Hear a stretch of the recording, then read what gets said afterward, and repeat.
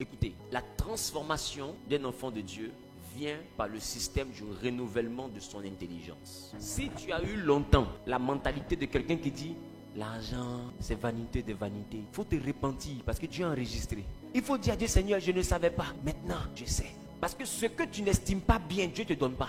Attends, vous dites que c'est vanité, puis vous voulez avoir. Pourquoi Dieu te donne la vanité? Quelque chose que Dieu prend pour récompenser Salomon parce qu'il est content de Salomon. Écoutez, vous pensez que les gens vont respecter votre spiritualité? Laissez-moi tousser. Les hommes ne respectent pas ta spiritualité. Les hommes respectent ton argent. Tu sais, tu penses que tu es sage. Tu n'es pas sage. Parce que Salomon aussi, ton oncle, pensait qu'il était sage. Dieu vient rencontrer quelqu'un qu'on appelle Salomon et puis lui dit, demande-moi ce que tu veux. Et Salomon veut montrer que lui, il a trop appris les cours bibliques, qu'il est trop spirituel. Il est plus spirituel que Dieu. Et lui, il dit à Dieu, je veux l'intelligence et la sagesse. Il a oublié l'argent.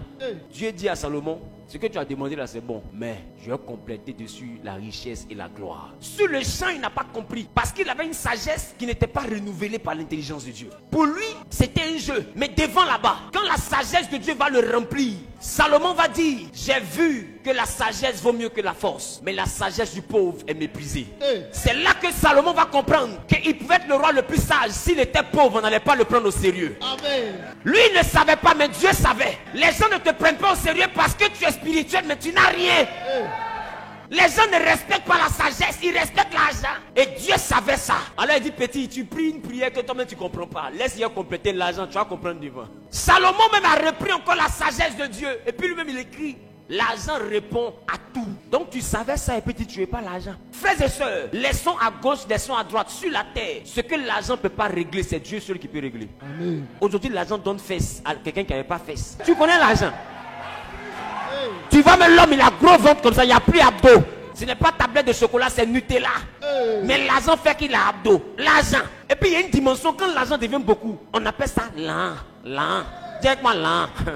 Dis à ton voisin, il faut que Dieu me donne l'argent. Les gars, arrêtez la spiritualité à l'excès. Arrêtez de dire que l'argent c'est maman. L'argent n'est pas maman. Maman c'est un esprit qui opère avec l'argent. L'argent appartient à Dieu. Ce qui appartient à Dieu ne peut pas être maman. Voilà pourquoi Jésus va dire un homme ne peut servir deux maîtres. Dieu et maman. Il n'a pas dit Dieu et l'argent. Il dit Dieu et maman. Parce que maman c'est un esprit qui opère avec l'argent. Maman est différente de l'argent. En Agé, la Bible dit l'or et l'argent appartiennent à l'Éternel. Maman n'appartient pas à l'Éternel. Maman manipule les hommes à partir de l'argent. Son mode opératoire, c'est qu'il t'envoie à faire quelque chose qui est contre la volonté de Dieu à cause de l'argent. C'est ça son mode opératoire. Sinon, l'argent n'est pas démoniaque. L'argent n'a pas de Dieu. L'argent sert le Dieu et révèle le caractère de celui qui le possède. Amen. Si tu es mauvais, il y a une chose qui a expliqué à tout le monde que tu es mauvais, c'est l'argent. Si tu es impoli, il y a une chose qui va montrer à tout le monde que tu es impoli, c'est l'argent. Si tu faisais semblant d'être humble, il y a une chose qui va montrer à tout le monde que tu es orgueilleux, c'est l'argent. L'argent ne change pas les gens. L'argent montre qui est devant toi. L'argent n'est pas hypocrite. C'est pourquoi je te dis, il ne faut pas croire en l'humilité d'un pauvre. Écrit ça en rouge. Il ne faut pas croire en l'humilité d'un pauvre. Un pauvre n'est pas humble. Un pauvre est humilié. Bon, j'ai envie de te dire, tu es l'aîné et puis tu n'as rien. Ton petit frère a l'argent. On dit que quelqu'un est mort. Tout le monde donne les idées, mais qui l'enterre? Donc tu es le vieux, tu es assis. On te dit, bon, donne la date. Tu dis, je vais réfléchir.